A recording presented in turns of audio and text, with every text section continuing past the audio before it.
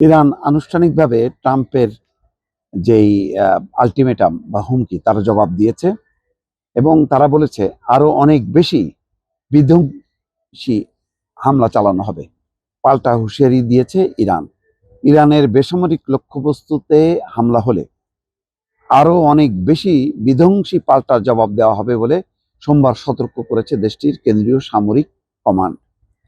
ইরানের রাষ্ট্রীয় প্রচার মাধ্যম আইআরআইবির টেলিগ্রাম চ্যানেলে প্রকাশিত এক বিবৃতিতে খাতাম আল আম্বিয়া কেন্দ্রীয় সদর দপ্তরের এক মুখপাত্র বলছেন যে বেসামরিক লক্ষ্যবস্তুতে হামলার পুনরাবৃত্তি হলে আমাদের আক্রমণাত্মক এবং প্রতিশোধমূলক অভিযানের পরবর্তী ধাপগুলো হবে আরো অনেক বেশি বিধ্বংসী এবং বিস্তৃত।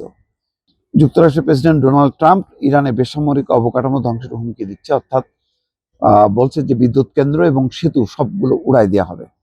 হরমুজ প্রণালী খুলে দিতে একটি চুক্তিতে আসতে তেহরানের উপর চাপ সৃষ্টির লক্ষ্যে তিনি এই হুমকি দেন। এখন পাল্টা হুমকি দিল ইরান।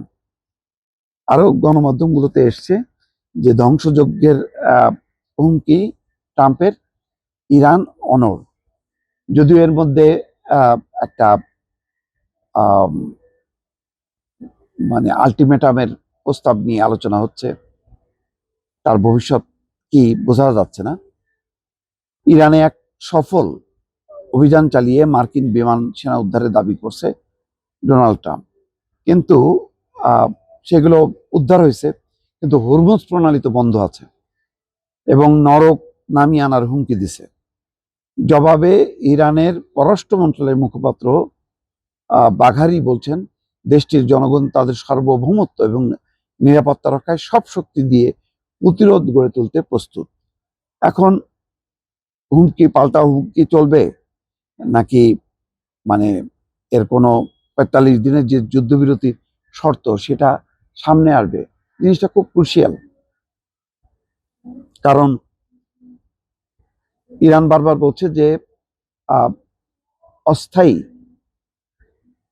যে কোনো যুদ্ধবিরতির প্রস্তাব বা বন্ধ এটা কোনো সমাধান না।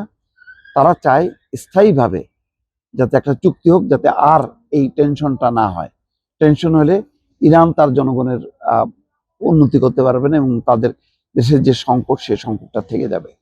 সেই কারণে তারা একটা স্থায়ী যুদ্ধবন্ধ চায়, কিন্তু ট্রাম্প তাতে রাজি না এবং তার লক্ষ্য হচ্ছে অব্যাহতভাবে মানে হামলা চালায় যাওয়া এবং কুপকাত করা। তো এই অবস্থার মধ্যে আবার তেহরান প্রদেশে মার্কিন ইসরায়েলি হামলায় ৬ শিশু নিহত হয়েছে, এই খবর পাওয়া যাচ্ছে। এমনকি তেহরানের একটি বিদ্যালয়ে হামলা হয়েছে, কিছু এলাকায় গ্যাস সরবরাহ বন্ধ আছে। এইভাবে চলছে। আর অন্যদিকে স্টার সানডে লেবাননে ইসরায়েলি হামলায় ১৪ জন নিহত হয়েছে।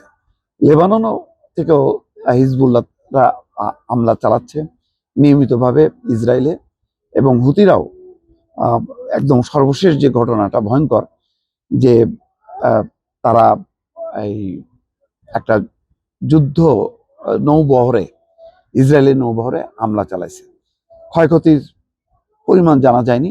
তো সব মিলায় আজকে কালকের মধ্যে একটা চূড়ান্ত পরিণতি বোঝা যাবে যে যুদ্ধবিরতির আলোচনা জন্য হামলা বন্ধ হবে নাকি সত্যি সত্যি ট্রাম্প তার লক্ষ্য অনুযায়ী চূড়ান্ত হামলা করবে। আর সেই হামলা যদি সত্যি সত্যি হয়, ইরান সেটাকে কিভাবে সামাল দেবে, আজকে কালকে এই ২ দিনের মধ্যেই দর্শকের ফয়সালা হবে।